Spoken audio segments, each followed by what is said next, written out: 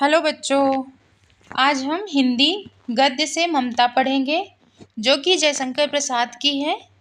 जयशंकर प्रसाद ने लिखा है ममता। ये हिंदी गद्य का दूसरा पाठ है। तो पहले हम जयशंकर प्रसाद के बारे में थोड़ा पढ़ेंगे, इनका जीवन परिचय, इनके बारे में थोड़ा पढ़ेंगे। उसके बाद कहानी ममता के बारे में पढ़ेंगे, फिर क्वेश्चन कराएंगे जो कि आपको आपके आने वाले एग्ज़ाम के लिए काफ़ी हेल्पफुल रहेगा। और सारे क्वेश्चन इम्पॉर्टेंट रहेंगे जो कि आपके चैप्टर ममता से रहेंगे और जयशंकर प्रसाद के बारे में रहेंगे। तो हम चलते हैं, पहले जयशंकर प्रसाद के बारे में पढ़ते हैं, देखते हैं। तो हम जयशंकर प्रसाद के बारे में पढ़ लेते हैं। इनके जीवन परिचय, साहित्यिक परिचय, कृतियाँ एवं भाषा शैली के बारे में जो मोस्ट इम्पॉर्टेंट है उसको पढ़ लेते हैं। जैसे कि इनका जन्म हुआ था 1889 ईस्वी में। जन्म स्थान है काशी वाराणसी में। और इनके पिता का नाम है श्री देवी प्रसाद और सुंगनी साहू भी उनको बोलते हैं। और जब ये 12 वर्ष के थे तब इनके पिता की मृत्यु हो गई थी और इनका जीवन कष्टों में बीता था। काव्यगत विशेषताएं देख लेते हैं। छायावाद के ये प्रवर्तक थे। नए विचार, नई कल्पनाएं, नई शैलियाँ। भाषा इनकी प्रारंभ से ब्रज भाषा थी, बाद में खड़ी बोली, शुद्ध संस्कृति, लाक्षणिक तथा मधुर भाषा थी। और रचनाएं देख लेते हैं। काव्य, नाटक, उपन्यास, कहानी आदि अनेक इनकी रचनाएं थी।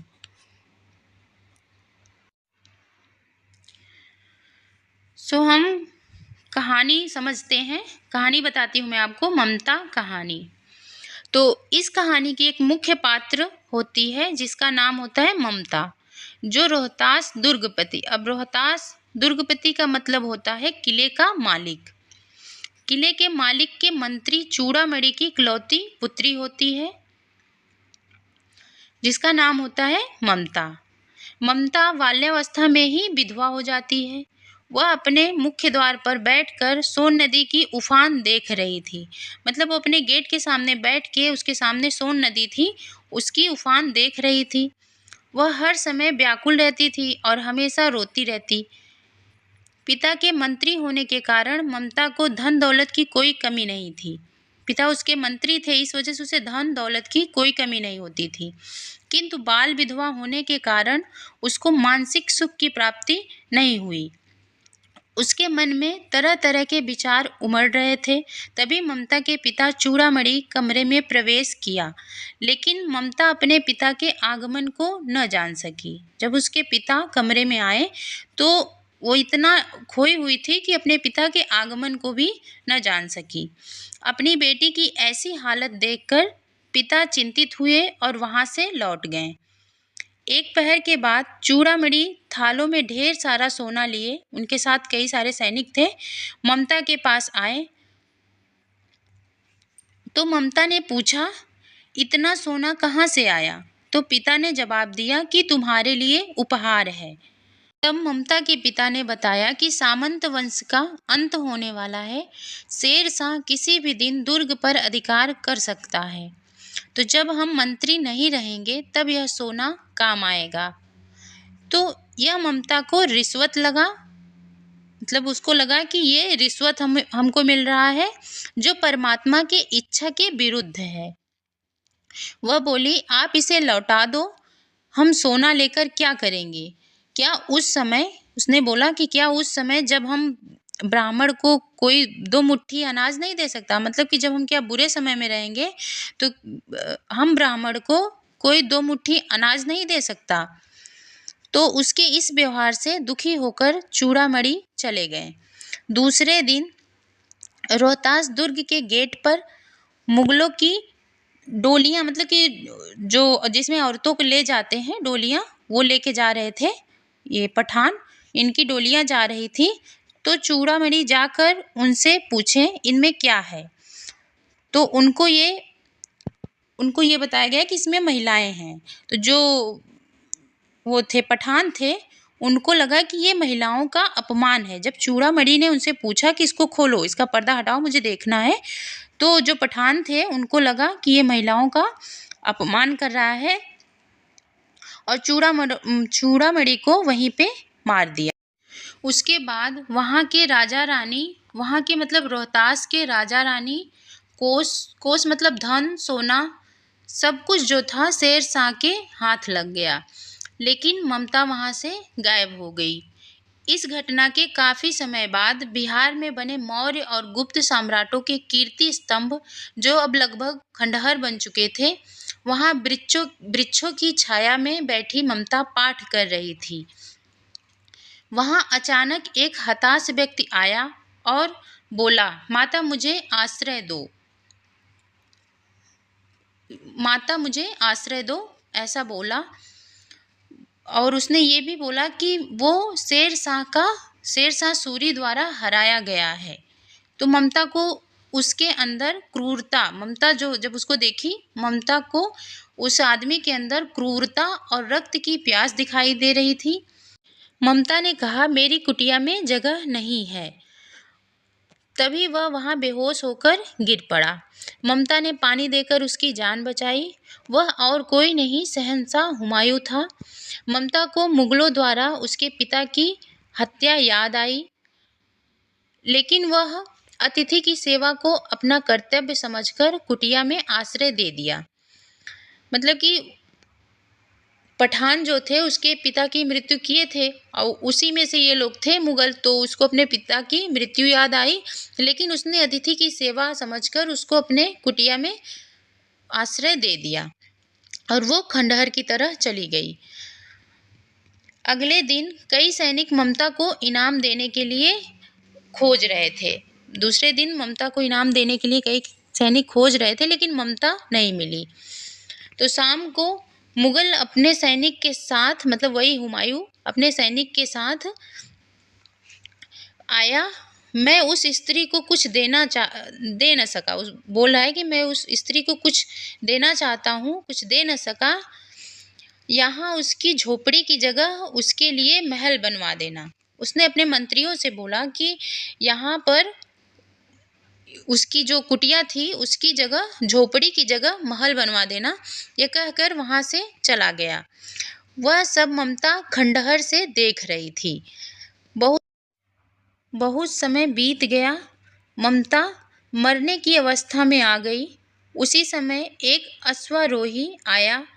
नक्शा देखकर पूछने लगा, वह जगह जहां हुमायूं विश्राम किया था, वो वहाँ पे कुछ औरतें थीं, उनसे पूछने लगा कि वह जगह, ये नक्शा दिखा के पूछने लगा कि यह जगह कहाँ है जहाँ पे हमारे शहंशाह हुमायूं ने विश्राम किया था।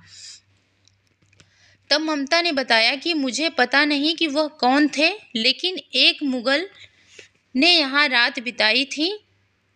तो सैनिक बोला, उसका आदेश है, मतलब कि मुगल शहंशाह का आदेश है कि यहाँ महल बनवाने के लिए। तो ममता बोली, जीवन भर मैं अपनी झोपड़ी टूटने से डरती रही, अब तुम यहाँ जो चाहो बनवाओ, मैं तो हमेशा के लिए विश्राम करने जा रही। यह कहते ही ममता मर जाती है, मतलब ममता की डेथ हो जाती है। उसके बाद हुमायूं का बेटा अकबर के द्वारा वहाँ पर एक अष्टकोण मंदिर बनवाया गया और उस पर लिखवाया गया कि 7 देशों के राजा हुमायूं ने यहाँ विश्राम किया था। पिता की याद में अकबर ने एक गगनचुंबी इमारत भी बनवाई, लेकिन बड़े दुख की बात तो ये है कि इन सब में ममता का नाम कहीं भी नहीं था। ममता के नाम का जिक्र कहीं भी नहीं था। तो फर्स्ट क्वेश्चन है, जयशंकर प्रसाद किस युग के लेखक हैं? तो ये हैं छायावादी युग के। करेक्ट आंसर होगा छायावादी युग। नेक्स्ट क्वेश्चन है, जयशंकर प्रसाद का जन्म कब हुआ था? इसका करेक्ट आंसर है 1889 में। अगला क्वेश्चन है, जयशंकर प्रसाद का जन्म स्थान है? करेक्ट आंसर है काशी। अगला क्वेश्चन है, जयशंकर प्रसाद का निधन कब हुआ था? तो करेक्ट आंसर है 1937 में। अगला क्वेश्चन है, ममता कहानी के रचनाकार कौन है?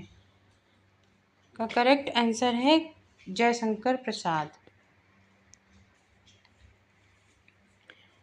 अगला क्वेश्चन है, निम्न में से कौन सा कहानी संग्रह जयशंकर प्रसाद द्वारा रचित है?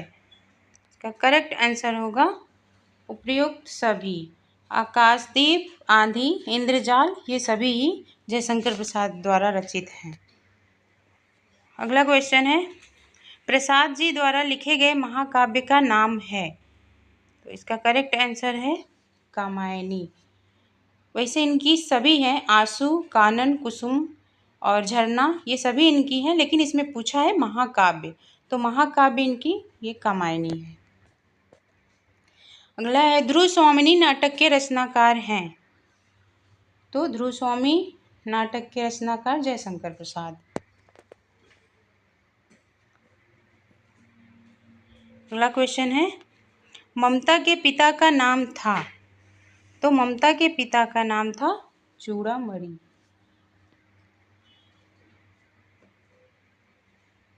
अगला क्वेश्चन है, हुमायूं किस रूप में ममता की कुटिया पर प्रकट होता है?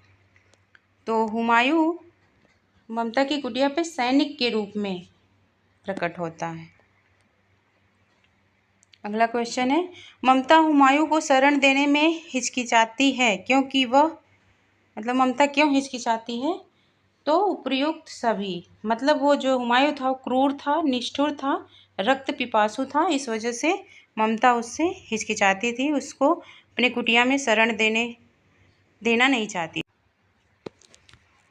तो ममता किस विधा की रचना है? तो ये कहानी है। अगला क्वेश्चन है, हे भगवान, तब के लिए विपद के लिए इतना आयोजन, प्रस्तुत पंक्तियां कहाँ से उद्धृत हैं? तो ये है मित्रता से। नेक्स्ट क्वेश्चन है, इसकी चमक आंखों में अंधा बना रही है, प्रस्तुत वाक्य का वक्ता कौन है? तो ये ममता बोली थी। अगला क्वेश्चन है, ममता कहानी में किस नदी का उल्लेख है? तो इसमें सोन नदी का